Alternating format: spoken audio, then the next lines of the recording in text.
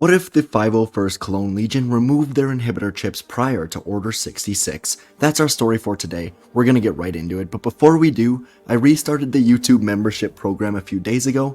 We're gonna be doing lore videos on their streams, just a way to kind of have a more chill side of things, with all the what if videos basically staying for the public. But shout out to the two members we've gotten over there so far, Dark Sparrow and Mert Keskin. If you want to be part of the membership program, just hit the join button and you'll see all the perks.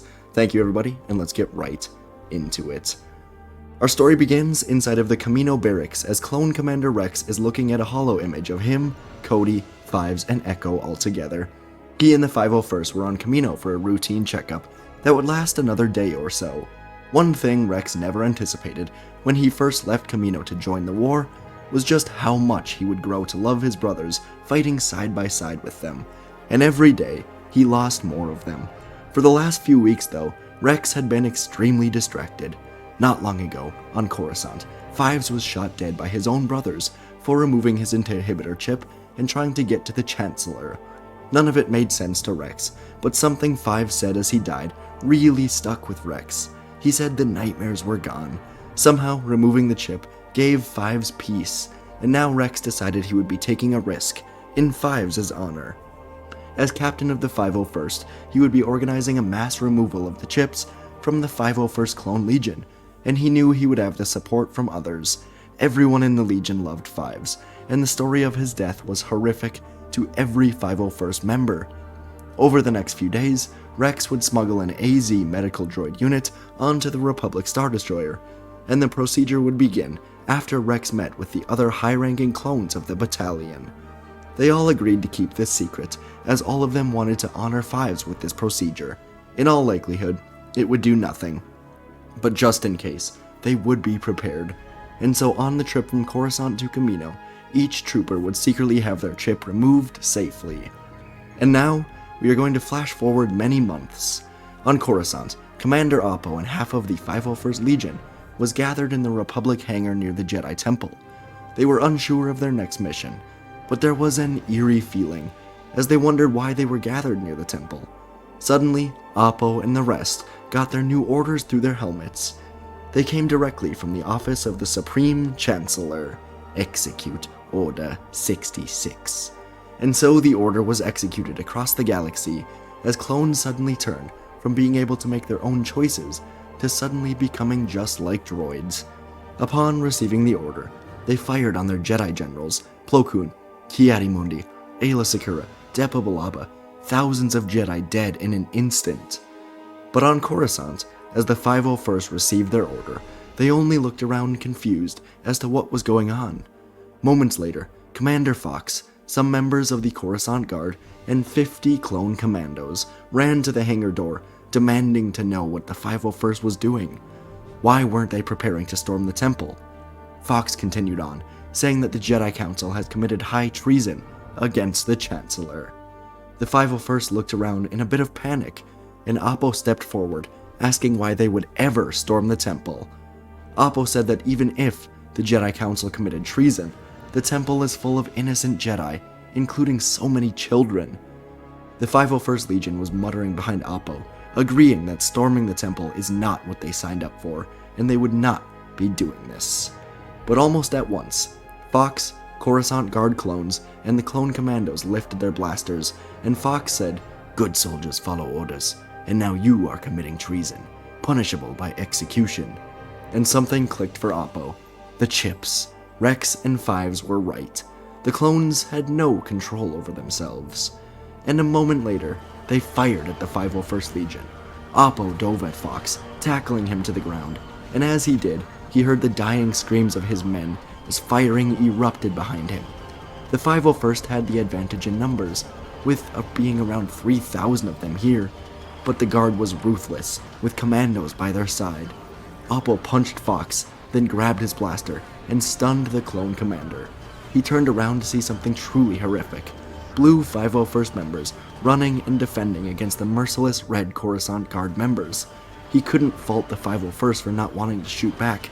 They were confused. They didn't understand. Why were their brothers firing at them?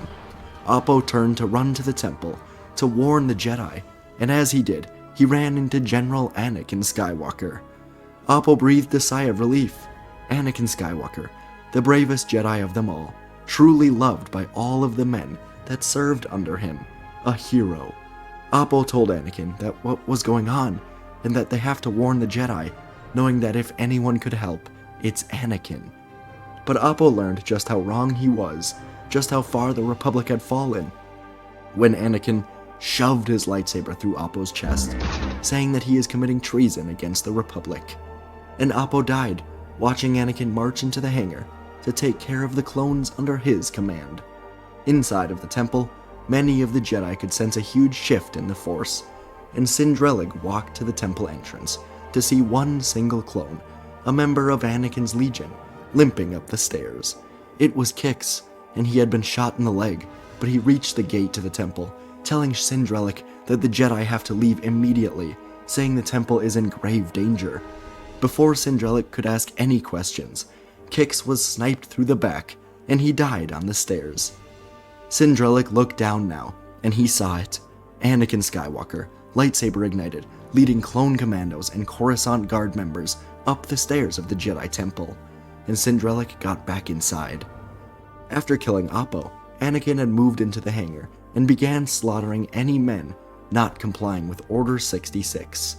The 501st members were overwhelmed with shock, as fighting their own men reminded them of Umbara, the horrors of Umbara.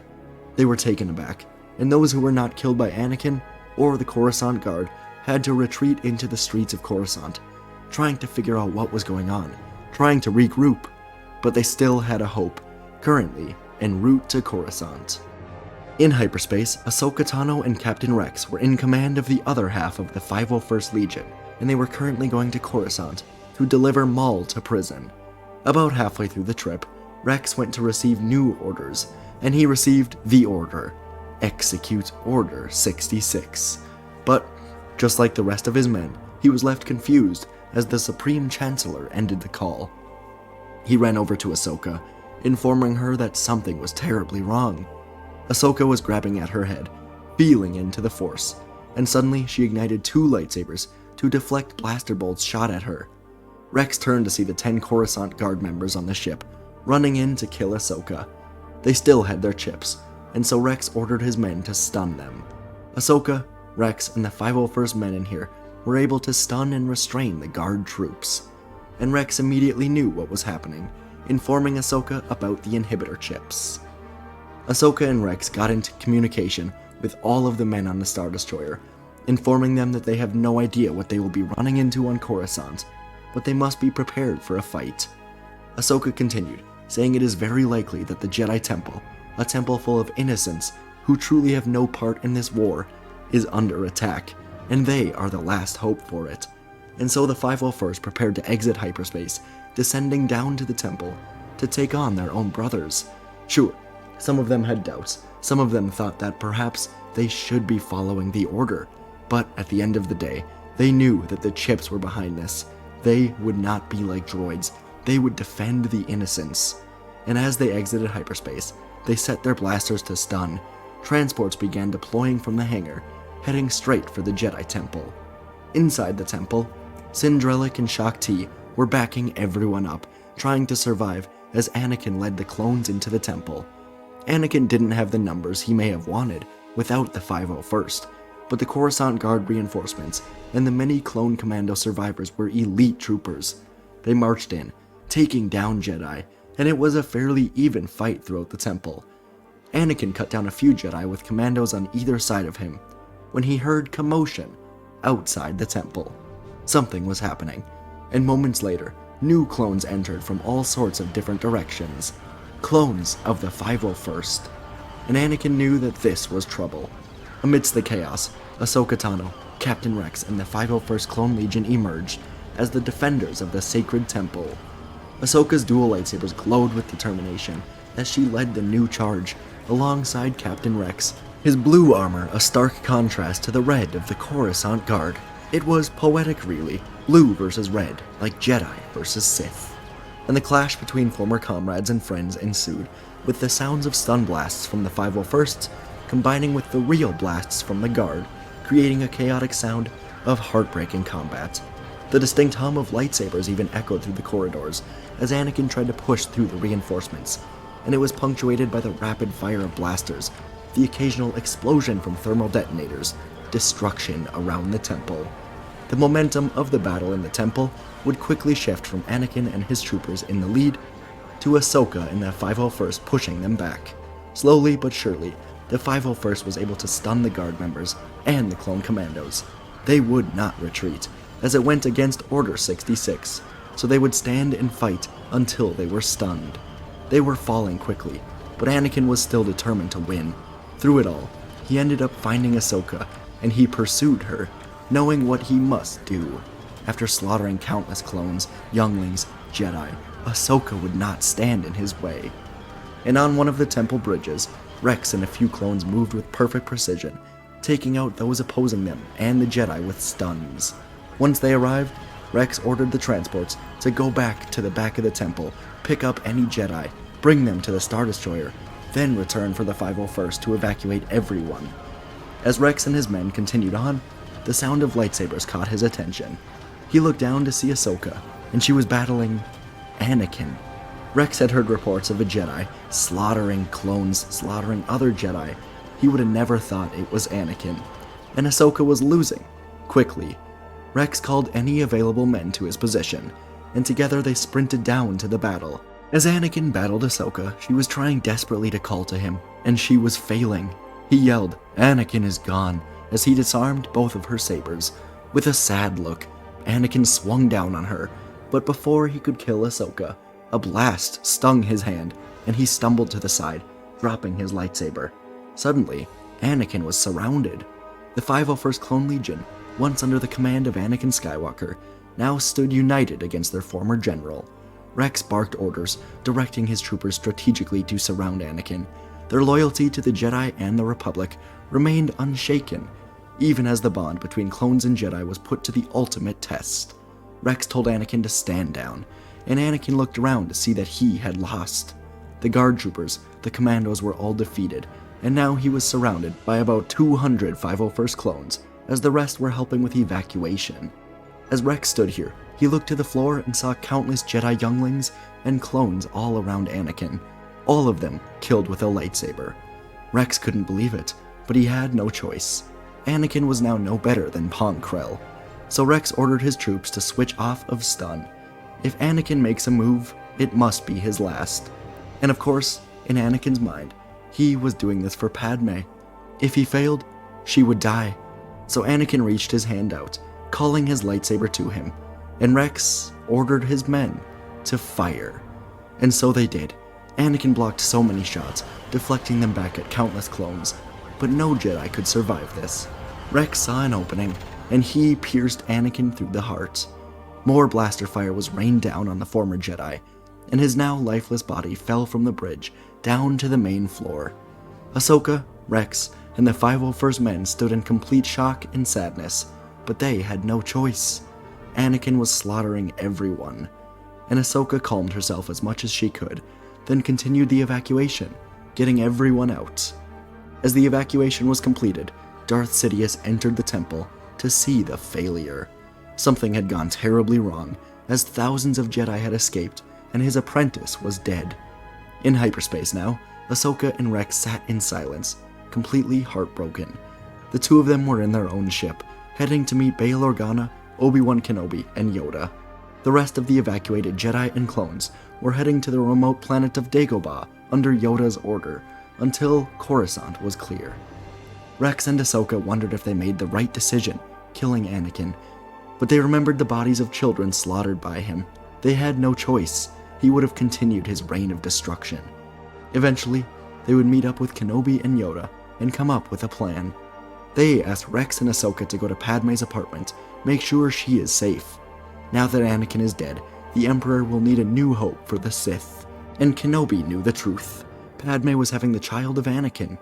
Meanwhile, Yoda and Kenobi would go and kill the Emperor. Once they arrived back on Coruscant, the two groups wished each other good luck and took off in opposite directions. Kenobi and Yoda would find the Emperor, fight for the Jedi and the Republic, while Ahsoka and Rex landed at Padme's apartment. They told Padme there was no time to explain, and they were right, as a transport pulled up, and out of it stepped the Grand Inquisitor and Commander Fox, survivors of the Temple. In the Senate chambers, Yoda and Obi-Wan moved forward, taking on the Sith Lord. The clash of lightsabers reached a peak as they now fought inside the Senate pods, each strike a testament to the mastery of the Force exhibited by these powerful fighters. Sidious, fueled by the dark side, unleashed torrents of Sith lightning, illuminating the chamber and laughing as the Jedi defended against it. Yoda and Obi-Wan, however, stood firm, deflecting the onslaught. The battle in the heart of the Republic symbolized the struggle for the fate of the galaxy, teetering on the edge of tyranny. Simultaneously, in Padme's apartment, another fight was ensuing. Ahsoka's agility proved to be a formidable match against the Grand Inquisitor, who was trying to prove himself to the Emperor. He was assigned to capture Padme, bring her to Palpatine, and he would not fail. Their duel intensified, the flashes of lightsabers casting shadows on the apartment walls. Nearby, Rex and Fox had both taken cover, were firing against each other, with no one gaining ground. Padme was hiding in the bedroom, and Fox pulled out a thermal detonator, throwing it in Rex's direction. Rex barely was able to grab it and throw it off of the apartment, but the blast still knocked everyone over. Rex got up, diving away from a shot from Fox, and then diving right into Fox. The two fist fought each other now for a while, but Rex got the upper hand. As Fox tried to dive into him, Rex rolled backwards, kicking Fox off of the balcony. His scream faded, and Rex closed his eyes in sadness, then turned to see Ahsoka disarm the Inquisitor, cutting him in half. Padme was safe. Back in the Senate chambers, Yoda and Obi-Wan seized an opportunity to turn the tide. Coordinating their attacks, they pressed Sidious on multiple fronts. The Dark Lord, sensing the shift, retaliated with increased ferocity, but the two Jedi overwhelmed him. Yoda was able to slice his hands off as Obi-Wan moved in, cutting Sidious in half as he fell dead as well. From here, Yoda, Obi-Wan, and Ahsoka would travel to Dagobah with all who survived, while Bail Organa and Rex stayed on Coruscant to address the Senates. Rex and many other members of the 501st detailed what happened with the clones. Palpatine had the chips put in them to kill the Jedi and finalize him becoming Emperor. The Senate was exposed to the truth, and Bail Organa was given control of the Grand Army and therefore able to shut down Order 66. The Jedi Order would survive, separate from the Republic. Around 4,000 members lived, and they would restart on the planet Tython. The Republic would replace the Jedi with the clones, keeping them as the police force of the new Republic. And Padme would give birth to twins. She would ultimately survive childbirth. They would not be trained as Jedi, as she couldn't bear what happened to Anakin, but there would be peace in the galaxy. And folks, that is our video for today. Once again, just like yesterday, I am starting to lose my voice. It really kicked in here at about the 16-minute mark, I think. Maybe it's not, you can't catch it over the microphone, but I'm really pushing through here. Gotta get the videos out though, and again, if I didn't really enjoy making these, then I wouldn't record them. But I do enjoy, and so I'm gonna keep doing it. Anyways, thanks a ton for watching this one. I know, I killed Anakin. I'm sorry. Everyone hates when I kill Anakin, but sometimes I gotta do it. This is 2 rough endings for Anakin in a row, so yeah. Let me know what you think. Hope you guys enjoyed this one. It's one I wanted to do for a while, so hope you guys liked it. It was a good recommendation. Once again, check out the channel membership, where recommendations will be much more taken seriously. So, thanks for watching, and I'll see you in the next video.